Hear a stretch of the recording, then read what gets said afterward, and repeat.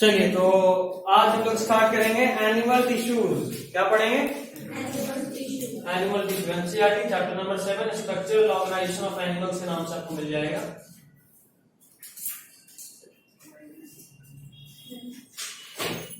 अगर नीट के सिलेबस के हिसाब से बात करें तो ये चैप्टर एनसीईआरटी में से कुछ पोर्शन डिलीटेड है। एनसीईआरटी में आपको पहले तो टिश्यू के बारे में पढ़ना है, फिर थोड़ा सा अर्थवर्म पढ़ना है, फ्रॉग पढ़ना और कॉकरोच पढ़ना है। देखिए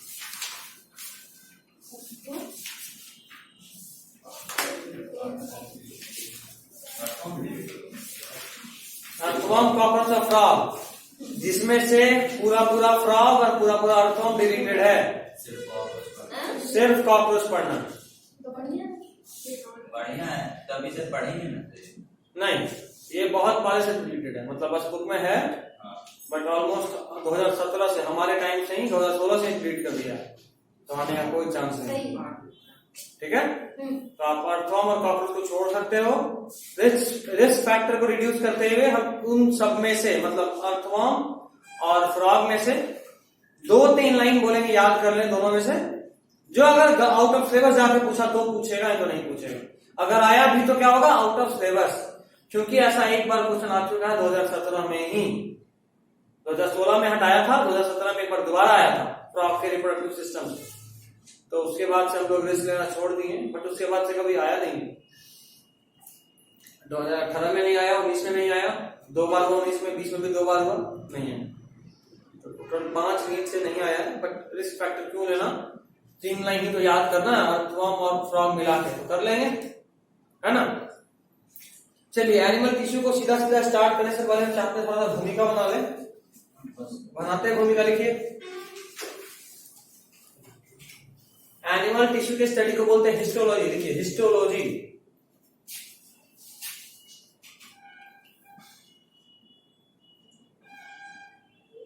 स्टडी ऑफ टिश्यू,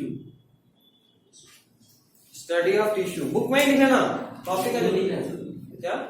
हाँ, बुक में ही लिखना, सबको बोलो एज ए जनरल, बुक में ही लिखना।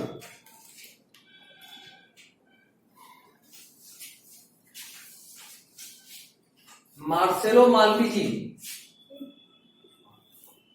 मार्सेलो मालपिजी, उनको फादर ऑफ हिस्टोलॉजी बोलते हैं। देखो ये तो आएगा, ये नहीं आएगा, बहुत आया तो मालपिजी आएगा नाम, फादर ऑफ हिस्टोलॉजी को बोलते हैं, ये नहीं आएगा।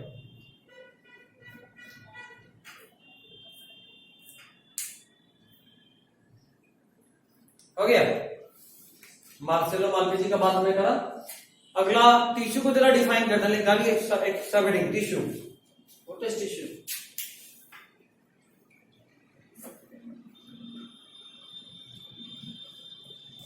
लिखिएगा group of cells, group of sales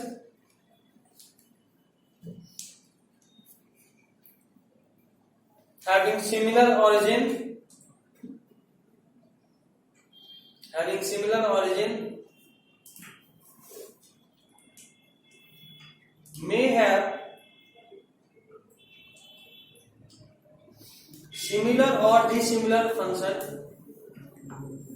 similar or dissimilar function and structure,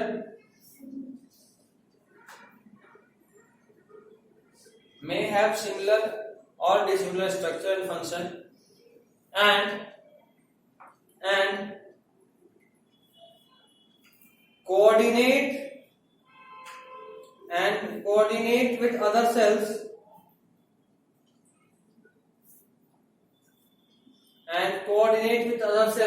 to perform their function, and coordinate with other cells to perform their function, and coordinate with other cells to perform their function. Okay?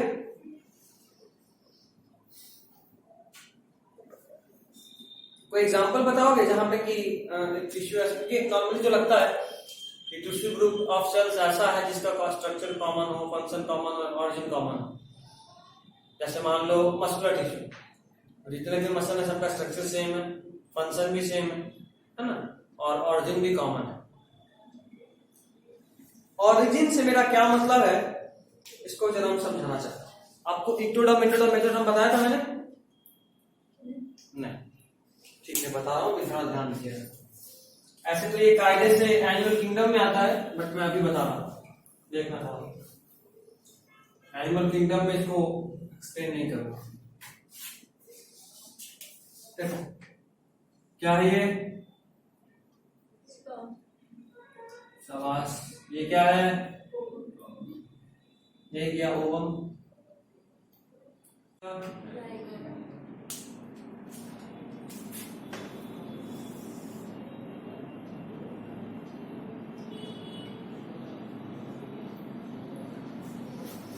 अभी क्या होता है कि zygote को किसमें convert होना है?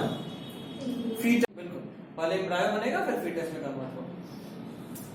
और ये पता है तो डिटेल तो बताऊंगा क्लास 12 में, कैसे लेयरिंग बनता है, क्या बनता है। बट अभी सिर्फ इतना कि जब ये जाइगोट कन्वर्ट करता है तो इसमें 3 लेयर ऑफ सेल बनता है।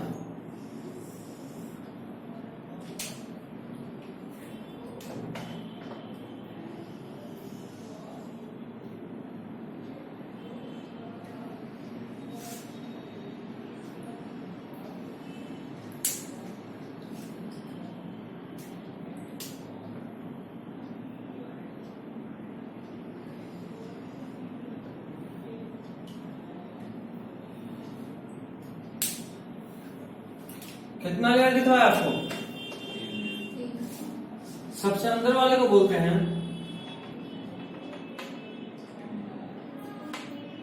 बीच वाले को बोलते हैं और सबसे बाहर वाले को बोलते हैं। सच्चाई है कि आप ये क्लास 9 में पढ़े हुए जर्म लेयर इनको बोलते हैं। क्या बोलते हैं? Germ layers. तो जर्म लेयर के बेसिस पे ऑर्गेनिज्म 2 टाइप का होता है। Organisms are of 2 types on the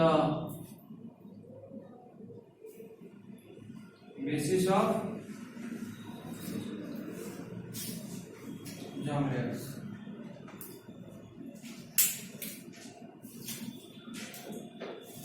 पहला होता है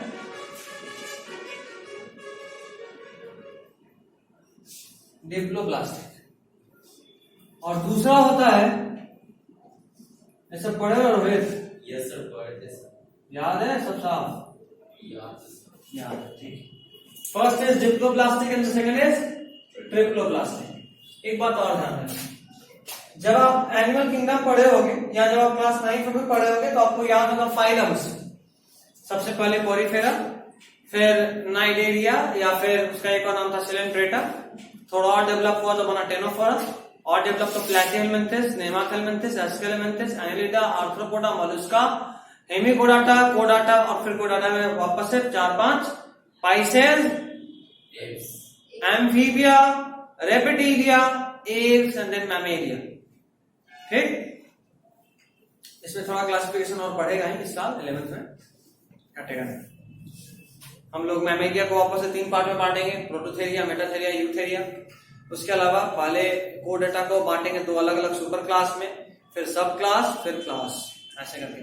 तो लंबा सब क्लास नहीं, पहले क्लास फिर सब क्लास। क्या इसमें शायद आप बांटे थे सुपर क्लास और सब क्लास। ग्रैंथोस्टोमाटा नहीं, मतलब सॉरी, ऑस्टिक्टिस और कॉन्टेक्टिस। उसके पहले होता था ग्रैंथोस्टोमाटा और स्टोमाटा कोडाटा। बहुत है, इंतजार करो। तुम तो सुने हो ना? क्या सर? इसका नाम? या सर, सुनने से किंगडम नहीं है। अच्छा बताओ, देखो पोरीफेरा और नहीं सुना? इसको ऊपर जाने का मन करा, बताओ। अच्छा तब कौन बोले नहीं सुने? साजन पोरीफेरा नहीं सुना है? नहीं। तो क्लास 9 में हमसे पढ़ा नहीं पढ़ा? नहीं। इसलिए माफ कर दिया। पढ़ा होता तो सीधा नीचे पोरीफेरा, सेलेंटेराटा, या इसका एक और नाम है नाइडेरिया, और एक और है टेनोफोरा।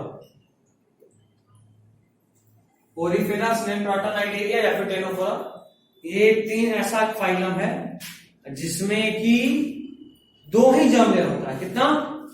2 germ layer.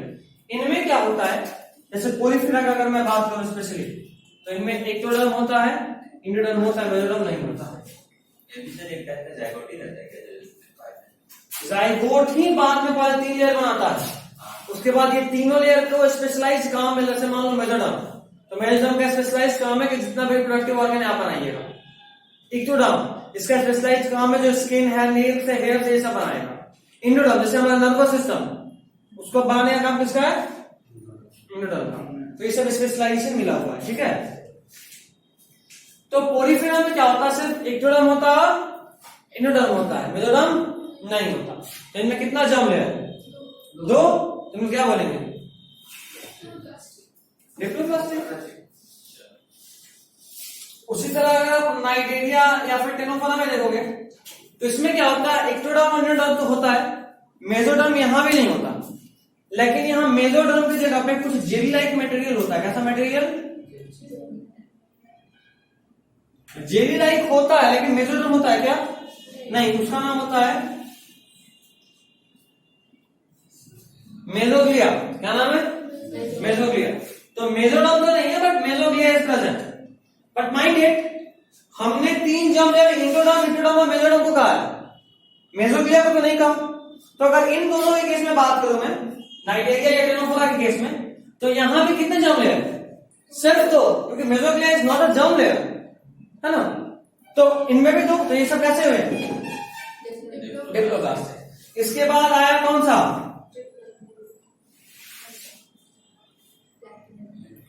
प्लैटीहेलमिन्थेस से उसके बाद का जितना भी सब कैसा है?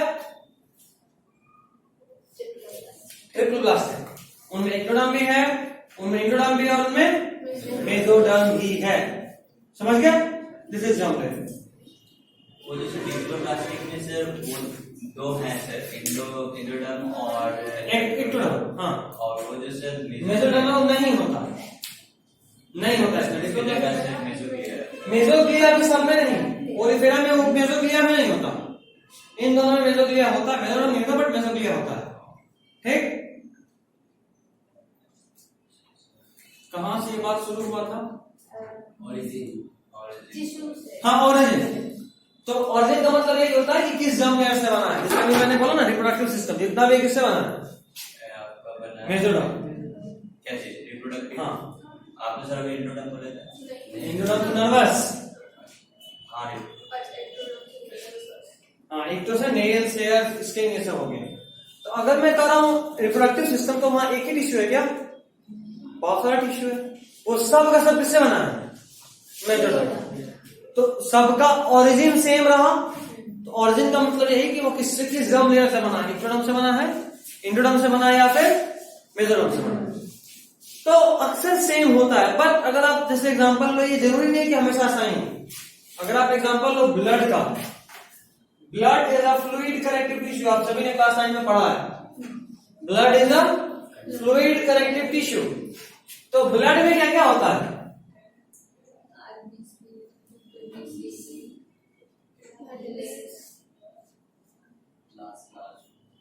अब यही लेता हूं, ऑरिजिन तो सेम है, ये भी कनेक्टिव टिश्यू, जितना भी कनेक्टिव टिश्यू ऑलमोस्ट सारा का सारा mesoderm. Connective tissue mesoderm, simple trick है। मैं कनेक्टिव टिश्यू क्या होता है सब बताऊंगा अभी पूरा बताऊंगा। इस चैप्टर में यही पढ़ना है, epithelial tissue, connective tissue, specialised tissue, nervous tissue, यही पढ़ना है इस पूरे चैप्टर में। तो खैर, blood is a connective tissue.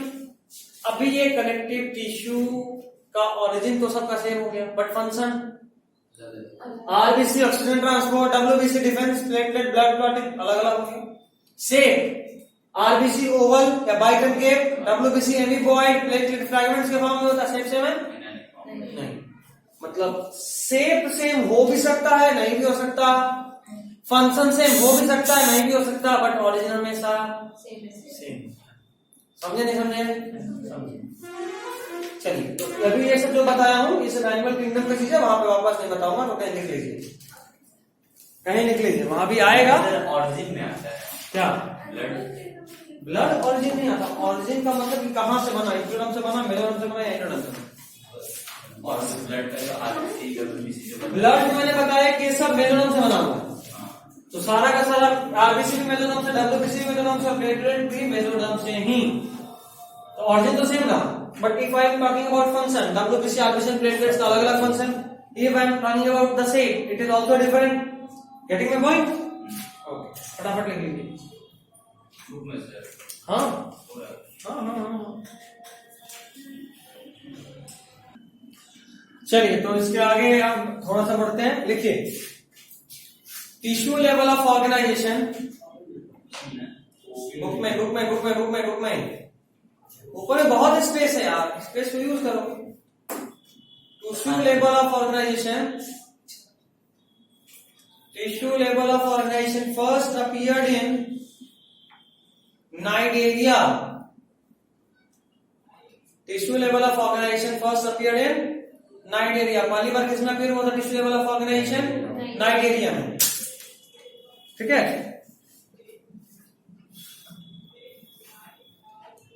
Next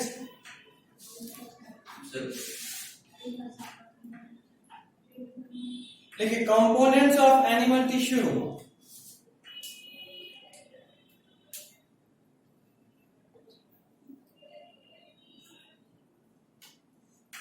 component of animal tissue देखिए, first cell and second is matrix. Tissue किससे बना होता है? तो टिश्यू या तो सेल और मैट्रिक्स से मिलकर बना होता है। सेल क्या है, मैट्रिक्स से आगे बताता हूं।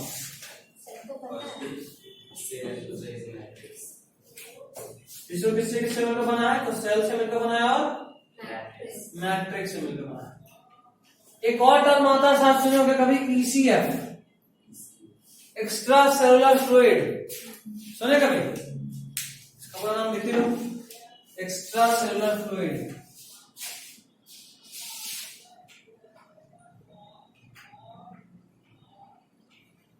एक्स्ट्रा सेलुलर फ्लूइड लिखिए, पहले तो मैट्रिक्स में।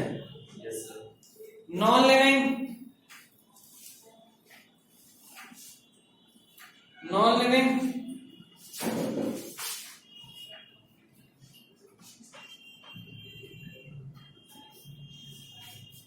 ऐसे मैट्रिक्स और ईसीएफ में क्या डिफरेंस है? दोनों सेम।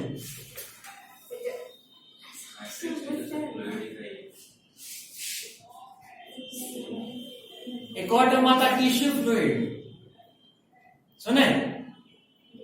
नहीं सुने? अच्छा बताता हूं, पहले तो लिखो, तो मैट्रिक्स में लिखो, acts as exchange medium for the cell of that tissue. Matrix non living रहता है सर। नॉन लिविंग लिख लिया, तो अगला point, acts as exchange medium for the cells of that tissue.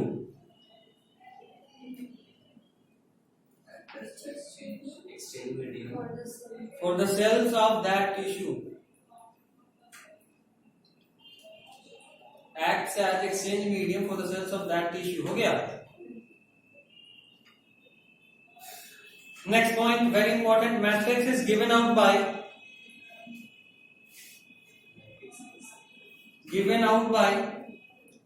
same cells. जिस सेल से मिलकर टिश्यू बना होता है वही सेल मैट्रिक्स रिलीज करता है। जैसे मान लो मैंने कह रहा हूं कि ये कोई टिश्यू है, ये कोई टिश्यू के अंदर बहुत सारे सेल्स हैं, ठीक? तो अगर ये एक टिश्यू है और इस टिश्यू के ये सब सेल्स हैं, तो यही सेल यहाँ पे उन सब के बीच में जो स्पेस होगा उसको बोलेंगे, वहां पे फ्लूइड फिल होता है, उसको क्या बोलते हैं? Matrix.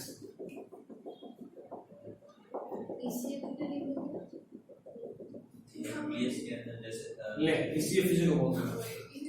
ECF and matrix is same thing. ये क्या है? सेल। खास बात क्या है कि यही सेल इस ईसीएफ को रिलीज करता है। और ध्यान से बोले तो आप कह सकते हो कि जो मैट्रिक्स है, ईसीएफ है, ये एक टिश्यू के बीच का फ्लूइड है। एक टिश्यू में जो सेल्स होते हैं उन सेल्स के आपस के बीच का फ्लूइड को क्या बोल रहे हैं? मैट्रिक्स या फिर ईसीएफ। एक्स्ट्रा सेलुलर फ्लूइड बताया था। एक्स्ट्रा मतलब सेल के बाहर सेल का स्टेशनर और फ्लूइड, ठीक है। तो क्या लिखे थे last point?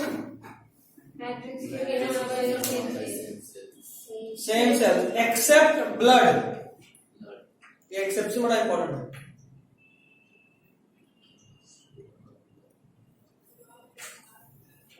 Except blood as plasma is not made up of, as plasma is not released, as plasma is not released by RBC, as plasma is not released by RBC. कोई दिक्कत?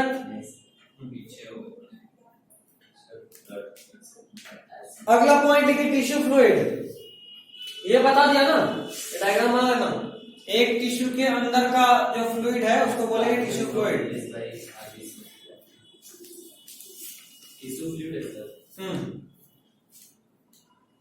अगला point tissue fluid लिखिए।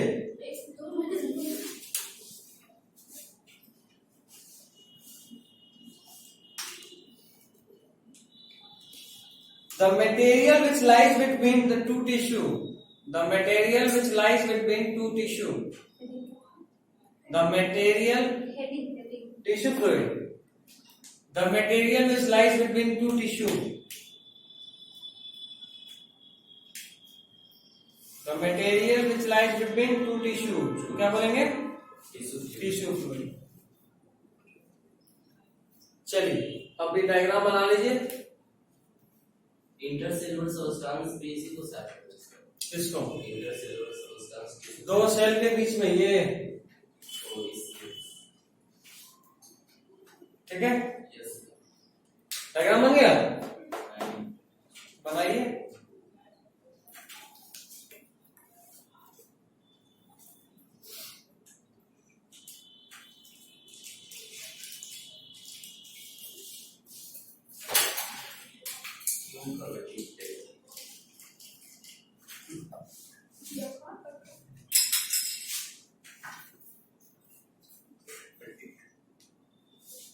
हो गया।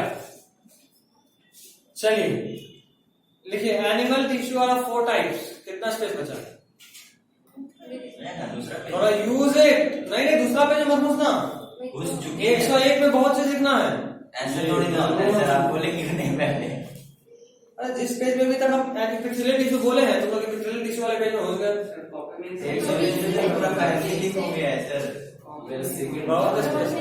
Second part उधर क्या पढ़ा था तो इतना साफ साफ कौन लिखता है? गिनाओ गिनाओ, एनसीईआरटी पढ़ने वाला बच्चे नहीं लगे। किताब गंदा होना चाहिए।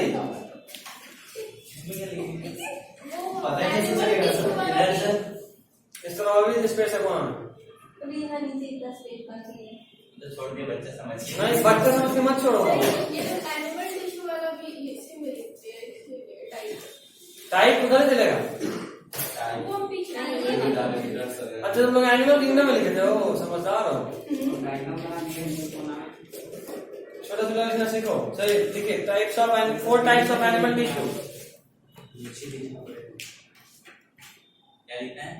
There are 4 types of animal tissue. देखो जब एक और चीज सिखा रहा हूं, जब कभी ऐसा नौबत आए कि अब लग रहा है कि स्पेस नहीं बचा, अब क्या करें? एक कॉपी में पेज लो, लिखो व्हाइट पेज, लाइनिंग वाला नहीं, व्हाइट पेज, उस पर लिखो और वहां पे स्टेपल कर दिया। ठीक है, उस जहां चैप्टर स्टार्ट हो रहा हो वहां स्टेपल कर दो। That's simple, so simple. ठीक है, पहला एपिथेलियल टिश्यू शॉर्ट टर्म में समझ में एपिथेलियल टिश्यू डैश जगह लिखिएगा कवरिंग या लाइनिंग टिश्यू। ये हर जगह कवरिंग करता है और लाइनिंग करता है। एपिथेलियल टिश्यू का क्या नाम है? Covering and lining tissue. Bracket में लिखिए ecto plus meso plus endo, ऐसे।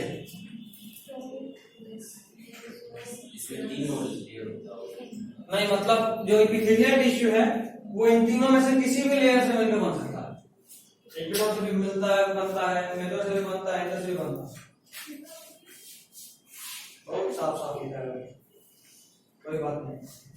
आप उधर कहाँ जा रहे हो, इधर इसको पढ़ दो और कॉपी में, कॉपी में लिखना चाहिए, कॉपी में नहीं, उसके बाद से दूसरी कंसेंट की लाइन लिखूंगा। अगला कनेक्टिव टिश्यू, कनेक्टिव टिश्यू, अरे उतना भी मत बाबा मन, कॉपी का पेज ले ले, ऐसे लिखेगा तो हो गया, फिर समझ में नहीं आएगा बात। वही ना प्रोफेसर, हमको बाद में खुद नहीं समझ आएगा, पढ़ा लिखिए पता नहीं चलेगा। कोई बात नहीं, तुम लोगों को नोट्स बनाने में भी नहीं आया। एक काम करना, आज वाले चैप्टर का नोट्स दोबारा से वीडियो देख के बनाना। एक बार भी बनाया, एक बार फिर बनाना। तुम लोग नहीं, तुम लोग ठीक बनाएंगे फर्स्ट चैप्टर में। हाँ, फर्स्ट चैप्टर में बुक में लिखवाया था। हाँ, नहीं बनाना सीखना चाहिए, सीख ही लो। Next next next connective tissue लिख लिए। इसका एक और नाम है connective and supporting tissue, connective and supporting tissue.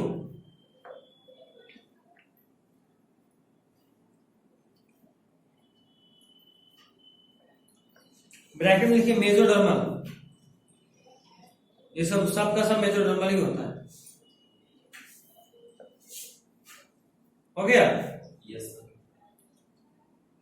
Underline कीजिए मेसो को, लिखिए except ciliary muscle and iris. कहाँ होता दोनों? आईज में, सिलियरी मसल भी आई में और आइरिस भी आई में। Except ciliary muscle and iris which are इक्टोडर्मल।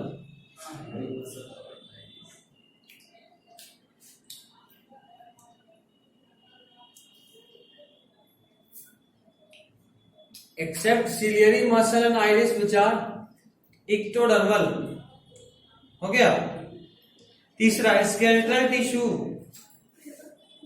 skeletal tissue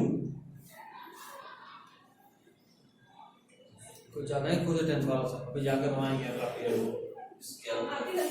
हाँ, पूछ लेते हैं। skeletal tissue हो गया। अगला लिखिए चौथा nervous tissue,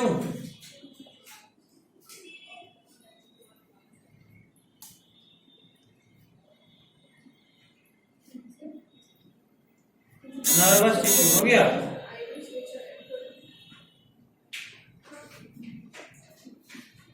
muscle tissue sir वही है क्या? स्केलेटल या मसल, हाँ सेम ही नाम है। और न्यूरल ना अच्छा तुम वहां देख रहे हो, कुछ चेंजिंग है, तुम जो बोल रहे हो हम जो बोल रहे हो डिफरेंट। खैर हो गया इतना। नेक्स्ट पेज पे आइए एपिथेलियल टिश्यू। बच गया ना, कोई बात नहीं। एपिथेलियल टिश्यू, इस एपिथेलियल टिश्यू के बारे में थोड़ा सा बस बोल दे रहा हूं, अगला दिन ही पढ़ाऊंगा क्योंकि टाइम 5 मिनट ही है। एपिथेलियल टिश्यू याद रखना हमेशा कुछ खास जगह पे होगा, जैसे जहां बॉडी किसी ऑर्गन को कवर करना हो, कवरिंग, जैसे तुम्हारा स्किन पूरे बॉडी को कवर कर रहा है एपिथेलियल टिश्यू। उसके अलावा जहां कहीं भी कैविटी होगा, जैसे मान लो चेस्ट कैविटी, तो जो भी कैविटी होता है उन सब जगह पे होता है। जहां कहीं भी सिक्रीशन या फिर एब्जॉर्प्शन का काम हो रहा ये एपिथेलियल टिश्यू होगा। एब्जॉर्प्शन है, सिक्रीशन बोलो सिर्फ, या फिर एक्सचेंज का हो, जैसे एल्वियोली गैसियस एक्सचेंज होता है, यहाँ पे एपिथेलियल होता है। एब्जॉर्प्शन भी बोला है, क्या बात है, एब्जॉर्प्शन, सिक्रीशन, फिल्ट्रेशन, फ्रिक्शन, इन सब जगह पे जहां कहीं भी ये सब काम होगा वहां कौन सा टिश्यू होगा? Epithelial tissue. ठीक है, इसको डिटेल में सैटरडे को, और फिर संडे को तो हमारा क्लास होता ही। चलिए एंड करूं।